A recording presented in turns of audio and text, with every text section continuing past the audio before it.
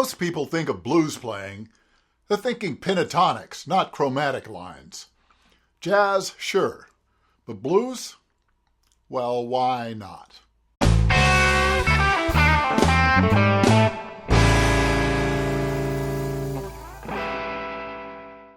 If you've followed this series, and I hope you have, you'll know I like to add a little color to my lines.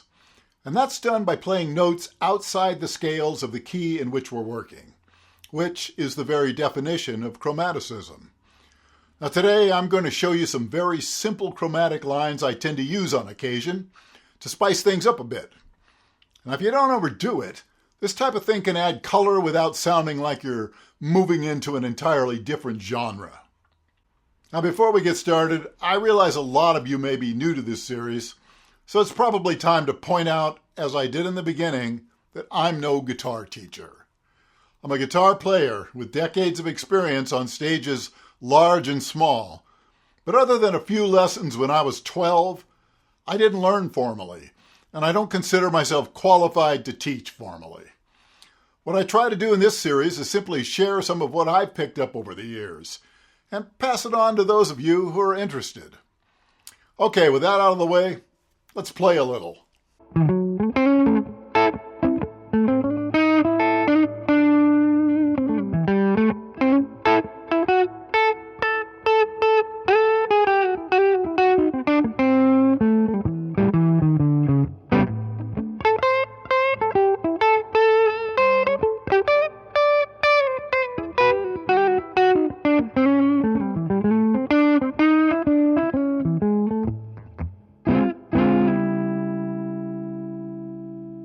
Now you might notice that I'm not playing these chromatic runs the correct way.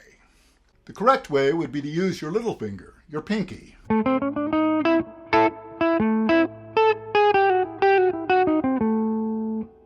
But me, being a blues player primarily, who learned, of course, from primarily other blues players, well, most of us are three-fingered players. I mean, we use our pinky, of course. We mostly use it for chords and little embellishments and things. Frankly, the pinky doesn't have a lot of strength. Now, I imagine if I used it more, maybe it'd have more strength.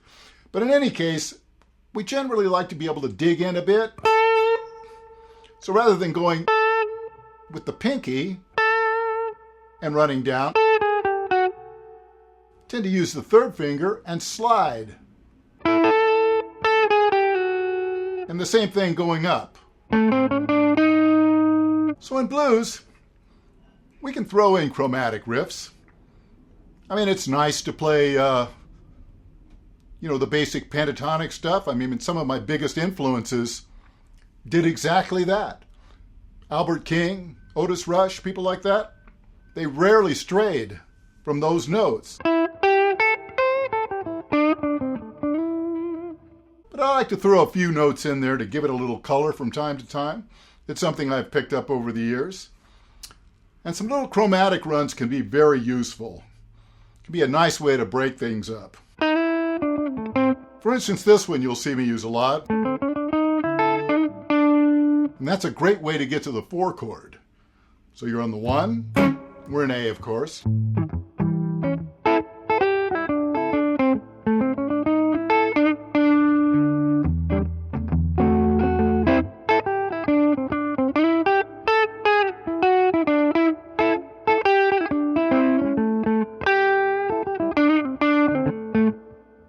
Okay, so that's one of them I typically use. Another one I use very often is to go from the 5 down to the 3rd.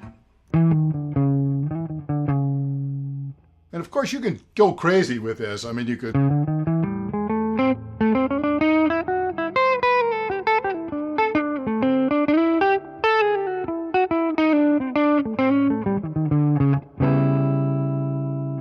If you do go crazy with it, it's going to kind of stop sounding like blues. Okay, now that you have the basic idea, I'll do a short little demo to a backing track and include some chromatic riffs.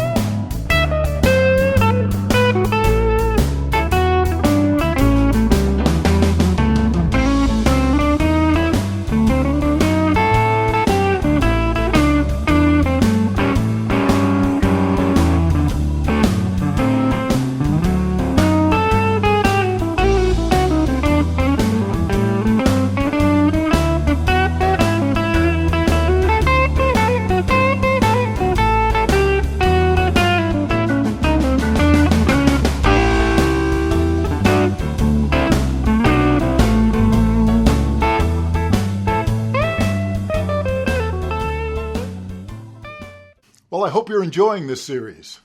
Now, if you're interested in gear-related content, I do that on Fridays, so check those out. Be sure to give the ones you like a thumbs up. Don't forget to subscribe, hit that bell for notifications, and I'll see you soon.